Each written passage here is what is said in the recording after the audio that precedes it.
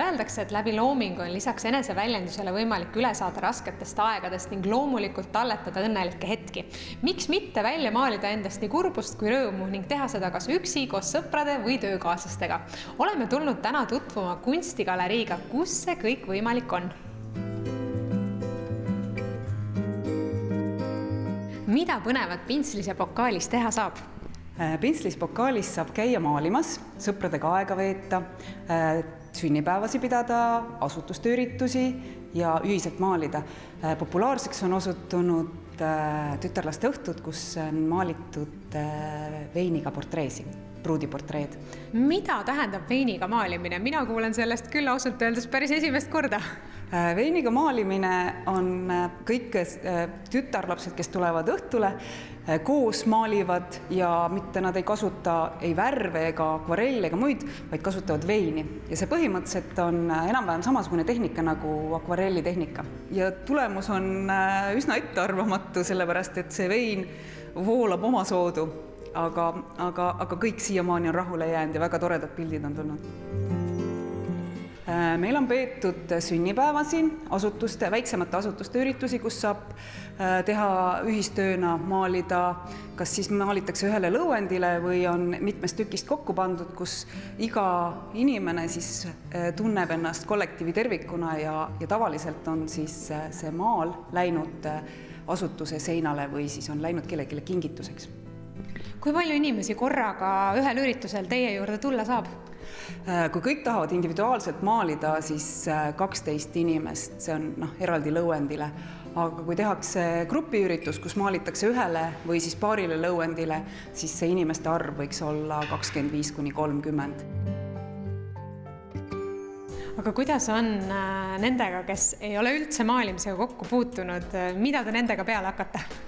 Nendega ongi kõige toredam see, et tulevad uksest sisse ja ütlevad, oi, ma ei oska mitte midagi teha ja siis, kui nad saavad selle pintsli kätte ja värvi ja natuke juhendamist, on see rõõm nende silmades pärast näha.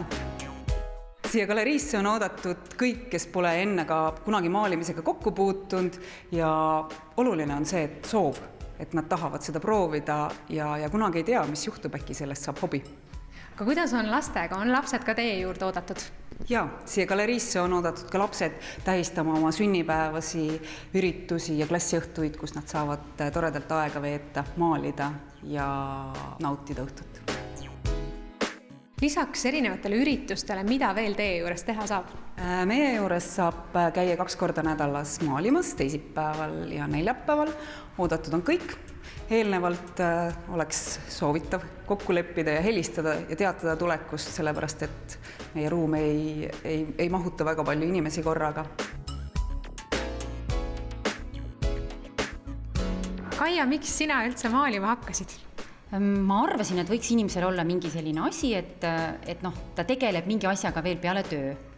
Ja siis ma leidsin Facebookis, oli üks tüdrukute õhtu, kus reklaamiti veiniga värvimist, hakkasin uurima, tuli välja selline tore koht, võib käia iga teisipäev, iga neljapäev ja nüüd ma olen käinud korra nädalas.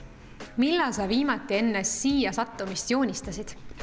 Tegelikult oli küll nii, et ma joonistasin viimati koolis, siis joonistasin lapsega koos, kui ma värvisin värviraamatuid ja nüüd siis siia tulles, et ma ei ole vahepeal joonistanud. Aga mis sa arvad, kuidas sul nüüd juba siis maalimine ja joonistamine välja tuleb? Mulle endale tundub, et mul tuleb päris hästi välja. Ma veel nagu suurele avalikkusele ei näitaks, mingit maalinäitust ei avaks, aga ise olen rahul.